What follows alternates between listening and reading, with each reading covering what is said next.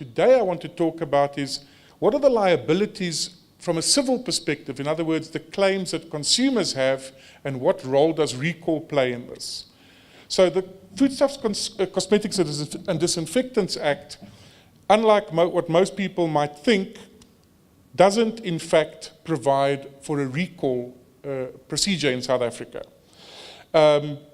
The law provides for inspectors to go out and to inspect your premises, and, which are the EHPs, and then they can obviously order you to stop doing what you're doing, as I said yesterday. But very importantly, an inspector cannot order a general recall. So if an inspector finds a product that is not fit for human consumption or that poses a health risk at a premises, he can order that premises to do something. EHPs are working at a municipal level. They do not have national powers. It's possibly a shortcoming, but that's how our constitution is structured. The law that deals with recall in South Africa and with consumer rights is in fact the Consumer Protection Act and not the Foodstuffs, Cosmetics and Disinfectants Act. So what the Consumer Protection Act does, and you'll remember these words this morning from Bill Mahler's presentation, he spoke about something called strict liability. In South Africa, we also have strict liability for about the last 10 years now. So previously, it was a defense to be able to prove, but you did everything that was possible. There was no negligence. You've got all these lovely systems in place. Now, as Bill Mahler said this morning, it's simply, your product has harmed a person, you will pay them money to make it right. The fact that you've got all those good systems in place simply means that there will be less such incidents. So it's still very important to have all the systems in place, but it's not a get out of jail free card. So under the Consumer Protection Act, it says that the producer or importer, distributor or retailer of any goods is liable for any harm caused wholly or partly as a consequence of supplying any unsafe goods, i.e. infected with listeria, or supplying a product which has a defect or hazard in any goods. And then it creates a third category of liability, that is where harm is caused by a product because of inadequate instructions on how to use the product. And there I thought possibly, we often talk about, oh, well, this product actually is safe because it's only meant to be eaten cooked. Well, there are some really cooked people out there you don't know. I saw chicken biltong the other day. Now, at a spa, by the way, hanging at the tills, there was chicken biltong. Now, I don't know how they make chicken biltong. I'll be the first to admit it, but I presume it's raw. So, well, it's got to be raw. It's chicken biltong. So, well, I don't know. Look raw to me. I don't know. Who here knows how you make chicken biltong? I don't know. Maybe you can Google it, but this looked raw. But yeah, so there were certain things like that come up which sometimes boggle the mind. But certainly I think clear instructions that foodstuffs should be cooked at this point might in fact be a good idea in terms of the listeria outbreak. And then of course, it's not only the supplier of the actual product, in other words, the manufacturer or the retailer, but the Consumer Protection Act also provides for the case where somebody is simply a service provider. For example, as I say, a caterer, a canteen, one of those. They would be a service provider which, in offering their service, supply the goods, and they would likewise be strictly liable. Now, this section is very important because it then goes on to say that if in a particular case more than one person is liable, they're all liable together. So it's possible for everyone in the supply chain to bear some responsibility, and then you simply divide up the bill. Number 4, liability of a particular person in terms of this section does not arise. So I don't know if you remember in Bill Mahler's presentation, he was talking about the liability of retailers in, I think it was Colorado. Now, of course, America's got another strange thing, and that is each state has its own laws. In South Africa, we have a national law. But in terms of retailer liability, this is very important because your liability won't arise if the alleged unsafe product characteristic, failure, defect, or hazard did not exist in the goods at the time they were supplied by that person to another person alleged to be liable. So if the supplier sells to the retailer and the supplier can show there was nothing wrong with the product when they supplied it to the retailer, then they wouldn't be liable. But it's very important to understand that, of course, how would you prove it? It would require your testing, record keeping, all of those things.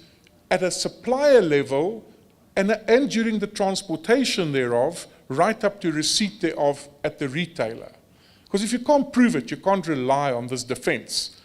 The retailer type of defense would be, it's unreasonable to expect the distributor or retailer to have discovered the unsafe product characteristic, failure, defect, or hazard, having regard to their role in marketing the goods to consumers. So what it says is, normally the supplier and the retailer would both be liable, because at the end of the day, they're both involved in the supply chain to the consumer. But if the retailer can say, look, it's unreasonable to expect me to know that there was Listeria in the product supplied by the supplier to me, then they could avoid liability. The difficulty with that defense in South Africa is that very large retailers, I think, would be expected to have at least a reasonable level of food safety systems in place, including auditing, making sure that in a case of a current outbreak that's ongoing, that they're doing more than simply accepting an order and putting it on the shelf. There should be something else happening. Now, where they might see it as unfair is that it probably wouldn't be a requirement from a mom and pop store or a spaza, who would not be expected to have that level of sophistication. So it's really quite important that one understands this. And of course, at a retailer level, to the extent that things are simply visual, you can see there's something wrong with the product. You can smell there's something wrong with the product. It wouldn't be sufficient to say, oh, well, I bought it like that and I simply put it on the shelf. But what would you be liable for? This is now where, as I say, the rubber hits the road, because now there could be a lot of money involved here. So what the law says is the harm for which you can be held liable in terms of this law is the death of or injury to any natural person, any illness of natural person, and probably in terms of money, the biggest one is the D, any economic loss arising out of the above. Economic loss is a very big thing, because it's not simply we will refund you for the product which killed you. Okay, that's not going to fly. Because you can't refund a person if he's dead. But you can't simply, that's not the level we're at. It doesn't matter what terms and conditions you think you have on your wall, it doesn't work like that. The economic loss would include things such as loss of support for a family, long-term medical care, and the like. So it's really important. Those can be really, really big numbers. And if one wants to see how big those numbers are, one can really draw a parallel by looking at road accident deaths, where there are people who may have claims against the road accident fund in the tens of millions of rands. Because they have, when you claim, the way that they work out what your economic loss is what was your standard of living and your expected standard of living before the incident happened. And you can't choose your victim. The LSM groups that this is happening to are right across the board. It could be from a neurosurgeon down to somebody who isn't making much money at all. So the value of the claim could be very, very large indeed. And that is why one has to very strongly consider the possibility of rather doing a precautionary recall rather than face the possibility of a class action lawsuit. And I'm going to discuss what a class action lawsuit is shortly. Because class action lawsuits are probably the biggest threat to the food industry at the moment arising out of this Listeria. And they will be very big. It will be just like in the Cantaloupe case that Bill was talking about, that big companies might go under if a case like this reaches its conclusion. So let's talk quickly about recall. As I said, recall does not in fact fall under the Department of Health. It doesn't fall under the Foodstuffs and Cosmetics and Disinfectants Act. Recall in fact falls under the Consumer Protection Act. In terms of Section 60 of the CPA, it makes procedures for both voluntary, makes provision for both voluntary or compulsory recall. Very importantly, you cannot simply withdraw a hazardous product quietly. You do need to give notice of a recall, even if it's a voluntary recall, to the National Consumer Commission, and in some cases to the consumers, and I'll talk about that in greater detail shortly. The notification to the Commission must be in a prescribed manner. They would usually publicize a recall, but in general, it's important recalls are conducted transparently. Companies, in terms of the Consumer Protection Act, must have a recall strategy during the time of a recall, and that recall strategy has to be approved by the National Consumer Commission. So I've been involved, for example, in a recall of an electric plug. First step was, go see the National Consumer Commission. This is our plan. We think we imported 400,000 of these things. They were sold through so many stores. This is how we're going to advertise it. We're going to try and get the people to return these plugs. This is our strategy, how we're approaching it. NCC says, good idea, we like what you're going to do, go do it now. And they go off. But as I say, there's an obligation to take recalls very seriously and to follow the proper processes. Otherwise, you could actually face prosecution for not following the proper recall guidelines. NCC ordered recalls would be very rare. And the reason why they would be very rare is because typically the NCC, of course, doesn't monitor foodstuffs. The NCC doesn't know about Listeria. They would be reading about it in the press. So they would be coming in at the end if you haven't done something about it already. But once they order a recall, money will be no object. They would say, look, you need to run television ads, you need to do whatever, and money would be no object to them in the interest of public safety. That is why it's important to consider voluntary recalls when you are aware of a situation where a product causes potential harm to a consumer, or in fact you've had incidents of illness and death.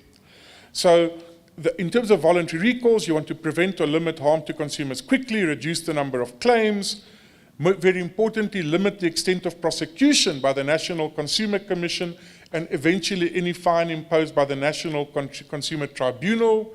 And then finally, you want to reduce your reputational harm. So a recall notice, which is what is required under the National Consumer Commission's recall guidelines, firstly, you cannot say you're doing a voluntary recall. Although you're doing it voluntarily, you're doing a recall. So that's very important. In the recall notice, you need to have a product description, which clearly describes the product with traceability, things such as batch numbers, dates, where it was made available, etc. A picture of the product. Clear, so consumer knows, this is the thing I've got to return, I mustn't eat this thing. A statement of the hazard, you can't hide it. You're going to have to say what is wrong, why you should return it. A section titled, what to do. You need to explain to the public, what do they do with this product now that they have it? And then finally, contact details. Who do they contact, how do they return it, etc. So it's quite a lot of information that will be required in the recall. Of course, if you don't do the recall, and as is the case already now, a lot of people have died, a lot of people have gotten ill, the possibility of a class action lawsuit exists. Now I need to explain what a class action lawsuit is. Typically people know of lawsuits in South Africa, a person or 3 or 4 people sue a company or sue a person. A class action is a type of lawsuit that developed in America. And what the principle is, that where a whole lot of people who don't know each other, they're unrelated, all suffer harm, and yet there may be people who you still don't even know about that have suffered harm from a certain event. A court can declare that a class action. They appoint a lawyer and they say, you are the lawyer acting for all the known and unknown persons who suffered harm from this event. That person then runs the court case against the company, collects the money, and then later uses the money to pay out claims from those particular persons and future persons who may still not know they have a claim now. You know, there might be people who only realize much later that the relative that died actually died from Listeria. Might be children who are too small to make a claim now. They may only be able to make a claim later. So class action lawsuits generally cover, it's a claim on behalf of a whole lot of people arising from the same event, rather than a whole lot of people running individual cases. And generally, the case is paid from the proceeds of the litigation. The lawyer gets appointed and the court says, you will be allowed to take 25% of the winnings. You're not going to get any money up front, you're not going to collect money from all these people, but once you win, you get to keep 25% or 20% or 10%. Courts will look to make sure that it's reasonable, but at the end of the day, the lawyer is at risk because he's running the case without having been paid up front. So, what does the Consumer Protection Act say about the class action lawsuits? It says, any of the following persons may approach a court where a consumer's rights have been infringed. For example, you've suffered food poisoning or somebody has died. And there it talks about of a person acting as a member of or in the interest of a group or class of affected persons. So our Consumer Protection Act has introduced the concept of a class action squarely into our law. There have been 1 or 2 attempts at class actions previously in South Africa, but not under the Consumer Protection Act, and they've failed. This could be the first real class action lawsuit that succeeds in South Africa, unless the Ford Cougar one beats it. Because I know that there's somebody trying to get a class action lawsuit for all Ford Cougar owners, except they are a defined group. Because you can go and look, who owns a Ford Cougar? It's a there's a couple of hundred or a couple of thousand people. This could be any number of unknown people who may only yet become known later. So, who, what, where, and how? Okay, I prepared this 2 days ago, so that the figures are out. But either way, currently there's all these people that have died, who could constitute a class. There'll be many victims still unidentified and unaware. I've got to tell you, Tuesday, today's Thursday, on Tuesday, my paralegal at the office was diagnosed with listeria, and her son. So there are people that are being diagnosed with listeria now that might not have been diagnosed with listeria had this not all been in the press. They would have gone to the doctor, would have given some medicine and a sick note. If they didn't die, they would have got better, they would have gone back to work. Now, my paralegal goes to the doctor, he checks her for listeria, and he diagnoses her and he starts treating her. So many people, I think, will still come out to have had listeria, and especially people who have died. You might find they're exhuming people and checking what do they die of, because there'll be big claims, big money involved. So an attorney would garner support from the victims and approach the High Court to be appointed as the class action attorney for the case. It's also possible that there might be some venture capitalist out there who says, I will pay for this litigation for a return. I'll pay for it. If I win, I will split the money with the 25% or whatever with the lawyer. That way the lawyer is not at risk. And by the way, there are companies out there already now that invest in litigation, just so that you know. Not lawyers, actual investors that they actually advertise. I saw it called Christopher. There was one that advertised on TV quite a few times. Christopher Consulting. They used to run ads. Have you suffered this type of injury? Has this and this and this happened to you? They're not lawyers. If you read what it says in the ad, they will evaluate your claim, and then they will appoint a lawyer and they'll pay the lawyer. Okay. The damages claimed and the legal costs incurred could be very, very high. Many millions may be awarded per deceased victim. Several million per victim required long-term care. Thousands or hundreds of thousands even per victim who recovered. So if you look at the figures we have now, if one takes a figure of, say, 5 million per person who died, which is conservative, I think it could be much higher for certain victims. You know, you're already looking at 800 million just for the people who have already died. For the people who are ill, I would say the claim already stands at over 1 billion or 1.5 billion rand, even as we sit here, and there are still, as we are saying, we're still in the upward curve at the moment. Class action is a risk to business, of course, because it creates an incentive to litigate. No individual has to raise the money to sue. There's an incentive for lawyers. You know, in America, I mean, the gentleman there from America, he'll tell you that in America with class action lawsuits, you often find lawyers competing to take up a class action.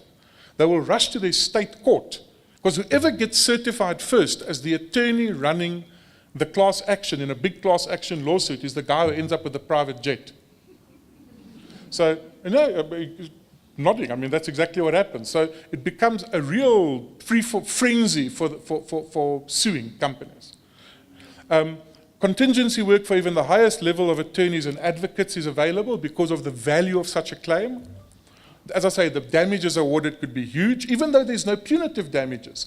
Just the actual losses suffered and future losses to be suffered could run into billions at this stage.